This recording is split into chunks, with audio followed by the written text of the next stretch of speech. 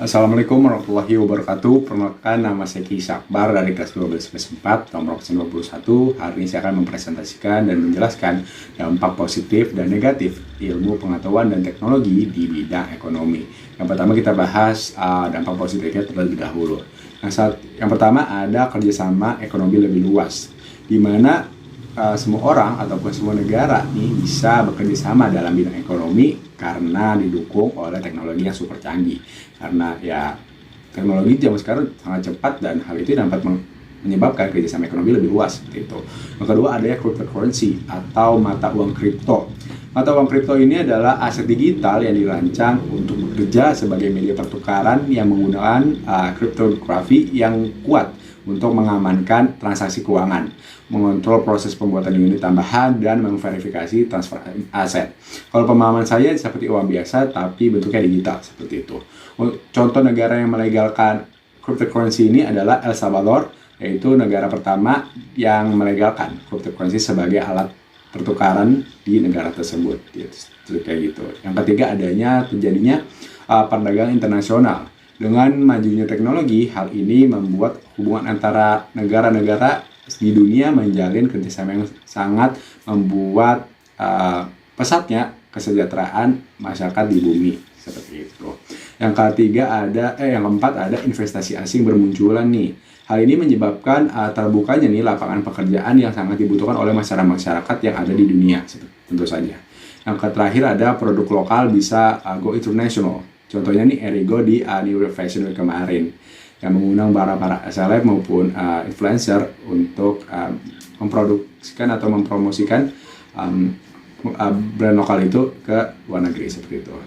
Yang selanjutnya kita bahas dampak negatif dari iptek di bidang ekonomi. Yang pertama, tenaga manusia diganti menjadi mesin. Karena pesatnya teknologi zaman sekarang, jadi ya, tenaga manusia diganti menjadi mesin seperti itu. Kedua, polusi di mana-mana. Yang ketiga, adanya SDA sangat semakin menipis. Contoh poin 1 dan 3 adalah fast fashion, di mana banyak banget nih pakaian-pakaian yang viral dan lucu, yang mana ini memicu para produsen ataupun pembuat suatu produk itu untuk terus memproduksi pakaian tersebut, di mana tren pakaian ini cuma berlangsung sebentar saja seperti itu. Jadi banyak banget nih faktor-faktor produksi kayak kain itu banyak yang terbuang percuma dan para pekerja itu kecapean dan dikasih upah minimum. Contoh fast fashion adalah Uniqlo berkolaborasi dengan Billie Eilish, di mana banyak banget yang pengen beli dan nggak sehat juga buat lingkungan. Kenapa saya bilang nggak sehat buat lingkungan? Karena tren ini kan namanya juga tren itu pasti cepat ya, tren ini sangat cepat dan orang sangat yang namanya orang tuh cepat banget yang namanya bosan. Hal ini yang membuat tren-tren baru bermunculan di hari kemudiannya, dan bisa saja tren itu hanya bertahan sampai 24 jam saja. Tren itu bisa jadi sangat-sangat membuang sumber daya alam dan sangat mempertaruhkan nyawa orang-orang banyak, dan mana hal itu dapat mengganggu hak asasi manusia dari si pekerja tersebut. Jadi sekian penjelasan saya tentang dampak positif dan negatif iptek di bidang ekonomi. Kurang lebih mohon maaf. Wassalamualaikum warahmatullahi wabarakatuh. Assalamualaikum warahmatullahi wabarakatuh. Nama saya Siti Aurelian, nomor absen 28 dari kelas 12 IPS 4. Pada kesempatan kali ini saya akan mempresentasikan materi tentang aspek hukum, pertahanan, dan keamanan. Yang pertama ada aspek-aspek positif, yaitu makin menguatnya supremasi hukum, demokratisasi, dan tuntutan terhadap dilaksanakannya hak asasi manusia. Lalu yang kedua, menguatnya regulasi hukum dan pembuatan peraturan perundang-undangan yang memihak dan bermanfaat untuk kepentingan rakyat banyak. Lalu yang ketiga, makin menguatnya tuntutan terhadap tugas-tugas penegak hukum, contohnya itu seperti polisi, jaksa, dan hakim yang lebih profesional, transparan, dan dapat dipertanggungjawabkan.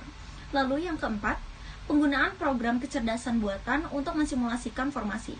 Lalu selanjutnya yang kelima, menguatnya supremasi sipil dengan mendudukkan tentara dan polisi sebatas penjaga keamanan, kedaulatan, serta ketertiban negara.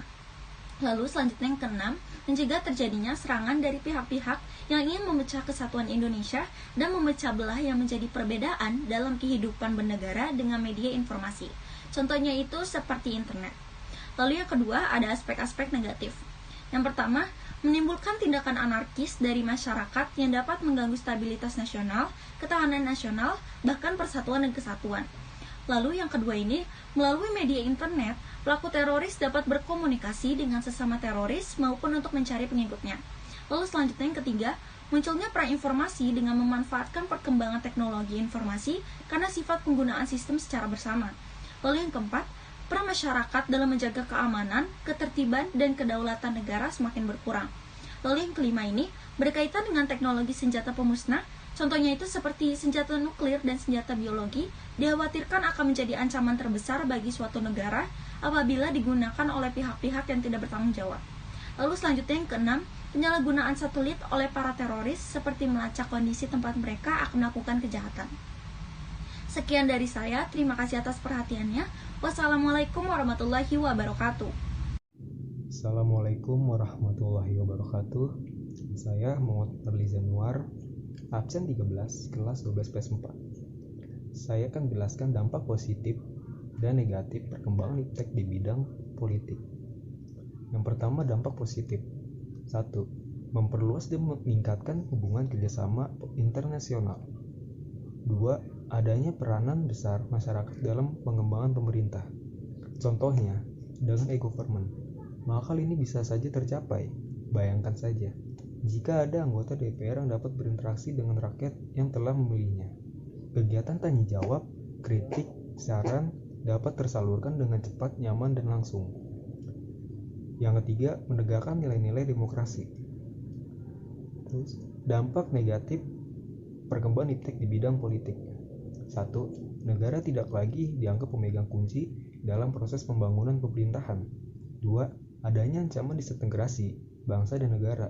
3. Timbullah sikap fanatisme, rasis, etnis, dan sara.